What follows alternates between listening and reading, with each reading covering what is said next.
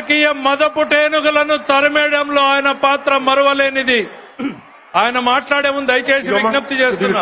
చాలు దిగు, పడిపోతుందా? చాలు మీరందరూ బాగుండాలి కదా, మీరందరూ బాగుండాలి కదా. దింపమ్మా ప్లీజ్, జాగ్రత్తగా దిగే, నువ్వు జాగ్రత్త దిగి, నా మాట దిగు. తర్వాత అబ్బాయికి వెనక తీసుకురండి, అబ్బాయి ఫోటో ఇద్దాం. దా దిగు, జాగ్రత్తగా దిగు.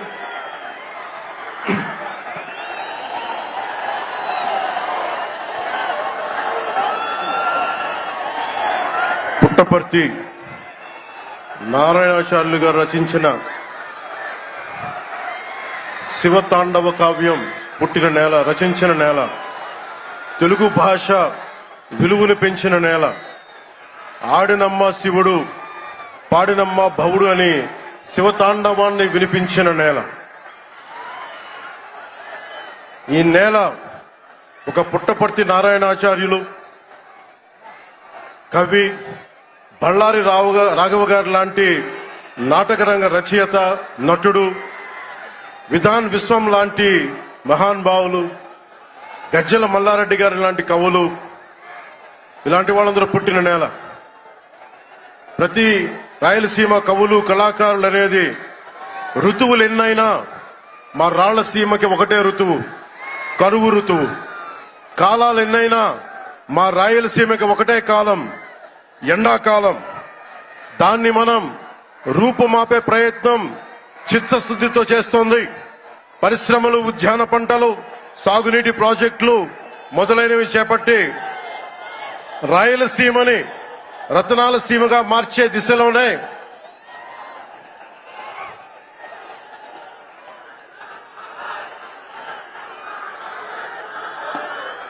ఈ రోజున మేమందరం గౌరవ ముఖ్యమంత్రి గారి చంద్రబాబు నాయుడు గారి నాయకత్వంలో మేము ముందుకున్నాం. ఈ సూపర్ 6 కార్యక్రమం ఇన్ని వేల కోట్లు ఆర్థిక ఇబ్బందుల నుండి వీటన్నిటినీ ముందుకు తీసుకురాగలుగుతున్నామంటే మీ భవిష్యత్తు కోసం, యువత భవిష్యత్తు కోసం, మహిళల భవిష్యత్తు కోసం, ప్రతి ఆంధ్రప్రదేశ్ లో ఉన్న ప్రతి ఒక్కరూ బాగుండాలి, మీరు ఆనందంగా ఉండాలి. మీరే అన్నారు, ఆ రోజు మేము అడిగాం, రాష్ట్రం బాగుండాలి, యద్భావం తద్భవతి. మీరు ఎలా ఆలోచించారో మేమందరం కలిసికట్టుగా పార్టీలు వేరైనప్పటికీ రాష్ట్ర హితువు, రాష్ట్ర శ్రేయస్సును దృష్టిలో పెట్టుకొని ఈ రోజున మీ ముందుకొచ్చి ఇంత ఘన విజయంగా, ఇంత దిగ్విజయంతో ఈ సూపర్ 6 కార్యక్రమాన్ని మీ ముందుకు తీసుకొచ్చాం. దీని సూపర్ 6 కార్యక్రమానికి సంబంధించి భవిష్యత్తు రాయలసీమ వెనుకబాటుతనం గురించి, దానికి నీటి సౌకర్యాల గురించి, పారిశ్రామిక గురించి గౌరవ ముఖ్యమంత్రి గారు మాట్లాడతారు. నేను మీ చెప్పదలుచుకున్నది ఒకటి, ఆరోగ్య బీమా పథకం సాకారం కాబోతుంది. ఒక్కొక్క పథకం ద్వారా ఒక్కొక్క కుటుంబానికి 25 లక్షల ఆరోగ్య బీమా వర్తిస్తుంది. అలాగే పర్యాటక రంగంలో కూడా మనకి దాదాపు 10,000 పైచులకు పెట్టుబడులు ఆకర్షిస్తున్నాం. అలాగే పంచాయతీ రాజ్ శాఖలో కూడా పల్లె పండుగ ద్వారా 13,300 గ్రామ పంచాయతీలని గ్రామ సభలు నిర్వహించి రికార్డు చేసి 2,007 కిలోమీటర్ల బీటీ రోడ్లు, 4,000 కిలోమీటర్ల సిసి రోడ్లు చేయగలిగాం. 1,55,000 నీటి కుంటలు నిర్మించి 1 టీఎంసీ నీటిని వర్షాకాలం నిల్వ చేయగలిగాం. అలాగే మూగజీవాల దాహార్తి తీర్చేందుకు 15,000కు పైగా నీటి తొట్లు నిర్మించాం. 22,518 మినీ గోకులాలు చేశాం. అడవి తల్లి బాట కార్యక్రమం గౌరవ ప్రధానమంత్రి శ్రీ నరేంద్ర మోదీ గారి సహకారంతో, ముఖ్యమంత్రి శ్రీ నారా చంద్రబాబు నాయుడు గారి నాయకత్వంలో కూటమి ప్రభుత్వం 1,005 కోట్లతో ప్రధానమంత్రి పిఎం జన్మన్ పథకం, మహాత్మా గాంధీ జాతీయ ఉపాధి హామీ పథకం ద్వారా రాష్ట్ర ఉపాధి హామీ పథకం 625 గిరిజన గ్రామాలని అనుసంధానిస్తూ 1,069 కిలోమీటర్ల రోడ్ల నిర్మాణం జరుగుతోంది. గర్భిణీ స్త్రీలకి డోలీ మోతల నుంచి విముక్తి కలిగించాల లక్ష్యంతో ముందుకెళ్తున్నాం. 7,910 కోట్లతోటి జల్ జీవన్ మిషన్ కి ప్రాజెక్టులు చేపట్టాం. అటవీ విస్తారాన్ని పెంచే లక్ష్యంలో 1 కోటి మొక్కల నాటే కార్యక్రమానికి శ్రీకారం చుట్టాం. కర్ణాటక ప్రభుత్వానికి నుంచి సహకారంతో 4 కుంకి ఏనుగులను తీసుకొచ్చాం. అలాగే శాంతి భద్రతల పరిరక్షణ వ్యవహారంలో భేదాలు చూడకుండా ముందుకు వెళ్తామని శాసనసభ సాక్షిగా గౌరవ ముఖ్యమంత్రి శ్రీ నారా చంద్రబాబు నాయుడు గారు స్పష్టం చేశాం. నేను అదే మాట చెప్పాను. ఆ మాట కట్టుబడే ముందుకు వెళ్తున్నాం.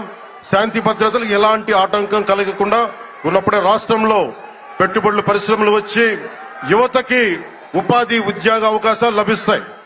ముఖ్యంగా మన రాయలసీమ యువతకి మీరు ఉపాధి అవకాశాలకు వేరే రాష్ట్రాలకు వెళ్లకుండా మన అనంతపురంలో, మన కర్నూలు, మన కడప, మన చిత్తూరు జిల్లాల్లో మొత్తం ఉపాధి అవకాశం పక్క రాష్ట్రాల నుంచి మనకు వచ్చేలాగా పారిశ్రామికరణ జరగాల దిశగా గౌరవ ముఖ్యమంత్రి నారా చంద్రబాబు నాయుడు గారు ఆధ్వర్యంలో ఆయన నాయకత్వంలో ముందుకు తీసుకెళ్తున్నాం.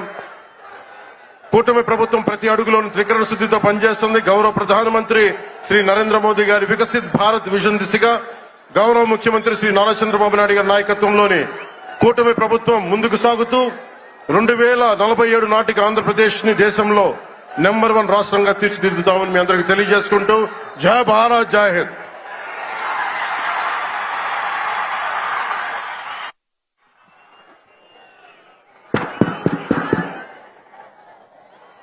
ఈరోజు ఈ సభా కార్యక్రమంలో పాల్గొనాల్సినటువంటి 2 వ్యక్తులు రాలేకపోయారు. యువగలం నాయకుడు, యువతరాన్ని నడిపించినటువంటి నాయకుడు శ్రీ నారా లోకేష్ గారు ఈ సమావేశానికి ప్రధాన వక్తగా రావాల్సింది.